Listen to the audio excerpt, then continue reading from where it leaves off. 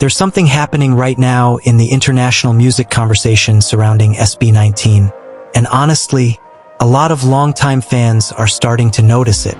Suddenly, more and more creators, reactors, music commentators, and even casual listeners are bringing up names like Simon Cowell whenever SB19 gets discussed globally. Simon Cowell would love them. Britain's Got Talent would go crazy for them. They're the type of group Simon would create. Imagine if Simon discovered SB19. But here's the problem. Why are people talking like SB19 needed to be discovered? Discovered by who? Because the truth is, before the Western music industry started paying attention, before international reactors started farming SB19 content for views, before foreign critics started calling them world-class, SB19 and Aten were already building something historic from the ground up. Alone, there was no giant American label. There was no British talent show, no global media machine, no billion-dollar promotional campaign, just 5 dreamers, a loyal fandom, and years of struggle nobody wanted to acknowledge. And that's the part people keep forgetting. Because it's easy to celebrate SB19 now. It's easy now that concerts sell out. Now that international audiences react. Now that critics praise their vocals. Now that the world sees what Aten saw years ago. But where were all these people when SB19 was getting mocked? When they were being called trying hard? When people laughed at P-pop? When their visuals were criticized? Their accents mocked? Their style questioned? Where were they? Because Aten remembers. And today, we're talking about the uncomfortable truth behind the sudden Western validation narrative surrounding SB19, and why this group's success story was never dependent on Simon Cowell, Hollywood, or anybody from the West. This was built by blood, sacrifice, talent, and fans who refused to give up. The beginning people love to ignore. One of the biggest misconceptions newer fans have is thinking SB19 appeared out of nowhere. Like success just happened overnight. Didn't. SB19's journey was brutal.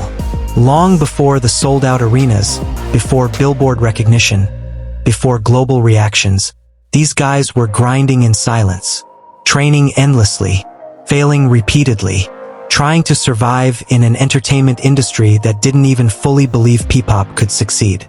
And that's important. Because today, people speak about P-pop with respect largely because SB19 forced people to pay attention. Not because the industry welcomed them. At the start, there was skepticism everywhere.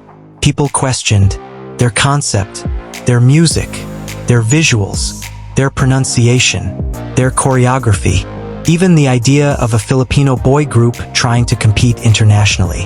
A lot of people forget how hostile the environment was back then. SB19 weren't entering an already established system. They were trying to build one. That's a completely different level of difficulty. And this is why many Aten get emotional whenever outsiders casually reduce SB19's rise to international recognition. Because international recognition came after years of sacrifice. Not before. They didn't wait for Western approval. This is the part that deserves more respect. SB19 didn't sit around waiting for validation from America or Britain. They didn't wait for Simon Cowell to point at them and say, "Now you matter." No, they kept working anyway. And honestly, that's what makes their story powerful. A lot of artists around the world are taught that success only becomes real when the West acknowledges you. That mindset still exists globally, but SB19 challenged that narrative. They built a massive movement first. Then the world started catching up, not the other way around. And that distinction matters, because there's a dangerous pattern in global entertainment where Asian artists often get treated like they only become important after Western audiences approve of them. But Aten knows something the industry is only now beginning to understand. SB19 didn't become world-class because foreigners reacted to them. Foreigners reacted to them because they were already world-class. Huge difference. Aten were the real promoters. Let's talk about the fandom for a second. Because if we're being honest, Aten deserves to be part of the SB19 success story. This fandom worked like a full marketing company. Streaming, voting, translating, promoting, defending the group online. educating casuals, buying albums, organizing trends, fighting misinformation, all while mainstream support was still inconsistent. That level of dedication cannot be ignored, especially during the earlier years. There were times when fans had to push SB19 content themselves because major platforms weren't giving them the exposure they deserved. And yet somehow, they still kept growing. That's why some fans get irritated seeing reaction channels suddenly acting like Western personalities are responsible for elevating SB19. No, Aten elevated SB19 long before those reactors arrived. The fans built the foundation. The fans kept the momentum alive. The fans carried the movement through difficult periods. And eventually, the quality became impossible for the world to ignore. The Simon Cowell effect. Now let's be fair. Most people mentioning Simon Cowell probably don't mean harm. For many international viewers, Simon is simply a symbol of globally successful music groups. So when they compare SB19 to acts associated with him, they think they're giving praise. But here's where fans become uncomfortable. Sometimes the conversation unintentionally sounds like, SB19 became valuable because they reached Western standards. That's the problem, because it subtly erases years of independent achievement. It shifts the focus away from Filipino excellence, Asian artistry, independent growth, fandom loyalty, and redirects it toward Western approval. That's why some Aten push back strongly. Not because they hate international recognition, but because they don't want SB19's story rewritten. And honestly, they have every right to protect that legacy. People only respect the struggle after success. This happens all the time in entertainment. People ignore artists during the hard years, then suddenly romanticize the struggle once success arrives. Now everybody wants to say, I knew they were special, but where was that energy years ago? Where were the big media pushes? Where were the international discussions? Where were the industry executives? Where were the viral think pieces calling them revolutionary? Most of them were absent. That's why many fans feel protective now, because they remember what it looked like before the praise. They remember when SB19 were underestimated, and those memories matter. SB19 changed how people see P-pop. This is another fact people underestimate. SB19 didn't just become successful individually. They changed perception. Before them, many people mocked the possibility of Filipino pop competing internationally. Now, P-pop is part of global conversations. That shift didn't happen magically. SB19 helped create that opening. Through discipline, performance quality, songwriting, professionalism, consistency, they forced people to take the genre seriously. And that achievement belongs to them, not to Western gatekeepers. They built this through talent, not industry privilege. Another reason fans defend SB19 so passionately is because their rise feels earned. Nothing about their journey looked easy. You can see the hard work. Their live vocals improved. Their stage command evolved. Their confidence matured. Their musical identity became sharper. People witnessed the growth in real time. That authenticity matters. Because in an era where many artists are heavily manufactured by massive corporations, SB19's journey feels human, messy, painful, determined, real, and audiences connect deeply with that. The internet discovered them late. Here's the funny thing. A lot of international reactors genuinely act shocked when they discover SB19. You'll hear comments like, how are they not bigger globally? Why didn't I know about them sooner? These vocals are insane. This choreography is elite. But Aten often watches those reactions with mixed emotions. Because on one hand, it feels satisfying. But on the other hand, it feels late. Very late. Fans have been saying these things for years. The talent didn't suddenly appear yesterday. The world simply arrived late to the party. Why this topic matters so much to fans.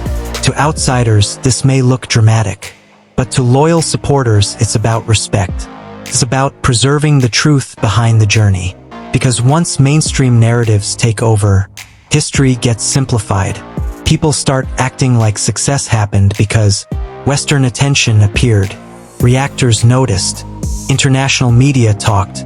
Famous personalities commented. Instead of acknowledging the years of groundwork that came first. And that's dangerous because it minimizes local support systems and fan-driven movements. SB19's story proves something powerful. Artists from Southeast Asia do not need Western approval to create global impact. That message matters far beyond music. The real reason people are talking now. You want the truth? People are linking SB19 to Simon Cowell now because global audiences can no longer ignore them. That's it. The excellence became too visible. The performances became too strong. The fan base became too loud. The impact became too obvious. So now the industry wants reference points. And Simon Cowell is one of the easiest global references for elite pop groups. But SB19's identity should never be reduced to that comparison. Because they didn't emerge from a Western talent show machine. They emerged from struggle, from risk, from persistence, from Filipino creativity, from Aten loyalty. That's what makes the story special.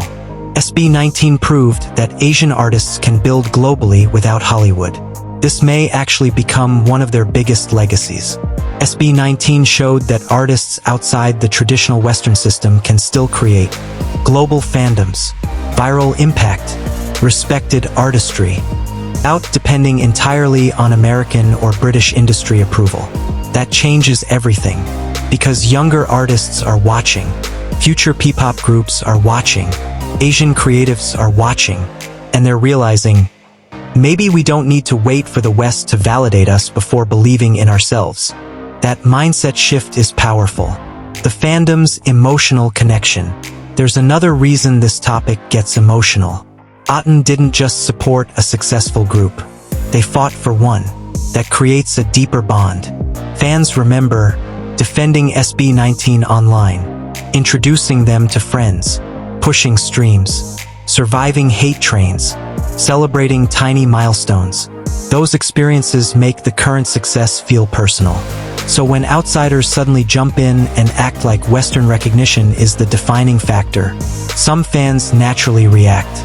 Because emotionally, they know the truth. SB19 was already winning before the world finally noticed. This isn't about hating the West. Now let's clarify something important. This conversation is not about rejecting international fans. It's not about attacking foreign reactors. And it's not about hating Western artists. Global support is beautiful. International recognition matters. The issue is simply this. Do not erase the years of struggle that happened before global attention arrived. That's the real point, because history matters. SB19's story feels different. There are many successful groups in the world. But SB19's story hits differently because it feels earned at every level. Every achievement feels connected to sacrifice. And people resonate with that deeply, especially in Asia, especially among underdogs, especially among dreamers trying to build something without powerful connections. SB19 represents possibility. That's bigger than music. The most important truth. At the end of the day, Simon Cowell didn't build SB19. Hollywood didn't build SB19. British talent shows didn't build SB19. Aten did. The members did. The struggle did. The discipline did. The sacrifices did. That's the truth many fans never want forgotten. Because before the praise, before the reactions, before the think pieces, before the comparisons, there were 5 artists trying to survive a dream people doubted. And somehow, against all odds, they changed the game anyway. Respect the journey. So the next time somebody says, Simon Cowell would love SB19, that's fine. Take it as praise. But never let anybody rewrite the story. Because SB19 were already extraordinary long before the West started paying attention. And that matters. Their journey wasn't handed to them by global executives. It was built through pain, through criticism, through loyalty, through hard work, through fans who refused to quit. That's why Aten protects this legacy so fiercely. Not because they fear international recognition, but because they remember what came before it. And honestly, The world is only now beginning to understand just how historic SB19's rise really is.